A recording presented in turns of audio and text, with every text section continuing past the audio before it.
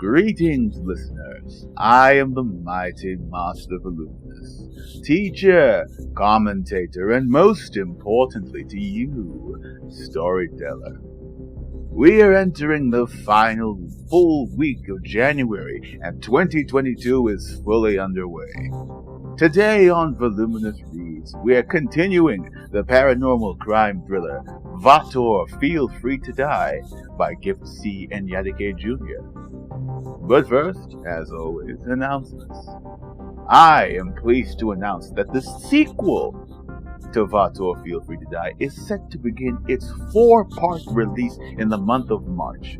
Subscribe to Mortiferous Lateria on Substack for regular updates and more information. Links to all my pages and social media and the podcast platforms such as Facebook, Twitter, LinkedIn, Pinterest, Spotify, and various others will be available in the description via Linktree. Also, for those of you listening to this episode on YouTube, be sure to subscribe. In the last episode, Vatour ruthlessly dispatched a low-level street gang called the Dingoes. Chapters 5 to 9 are a series of news broadcasts discussing similar attacks on various other criminal groups, escalating in both violence and significance. Today, we read Chapter 5.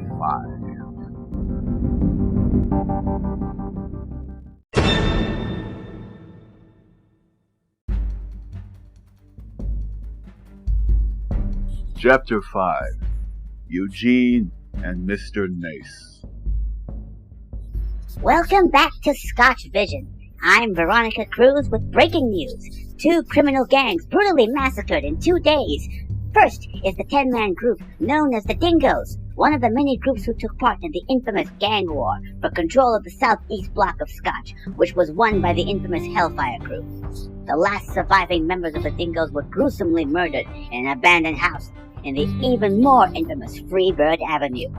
The group's leader, Eugene Jambasi, was found sprawled in front of the house. Forensic teams at the SCPD commented that Jambasi may have attempted to escape his attacker. A warning, the following description and the images shown will be graphic, and we apologize in advance to all sensitive viewers. The victim's legs and right arm had been sliced off, and forensics also suggest that a large blade may have been used to pierce the side of his head. The puzzling find was a black feather identical to those found at the scenes of the Hellfire Crew murders, suggesting that the same attacker or attackers is involved. Now, as you heard before, the Dingoes were not the only victims. The group calling, or more accurately, called themselves the Stoners, named for their collective skills in drug making, were attacked in their safe house last night during a supposed celebration. It was initially thought that they had died of overdoses. The number of victims was too large.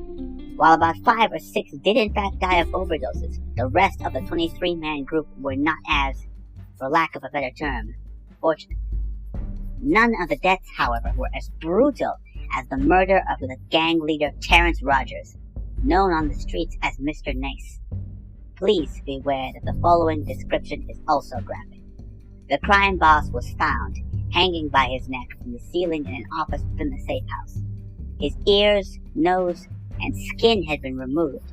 At his feet lay the same black feather as before.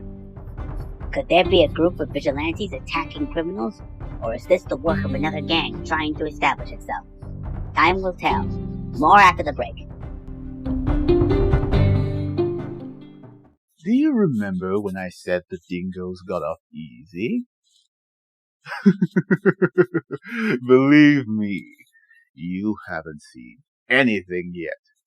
And I urge you to tune in next week, or buy the book on Amazon. If you're interested in the sequel, The Price of Progress, then I suggest subscribing to Mortiferous Lateria on Substack to stay updated.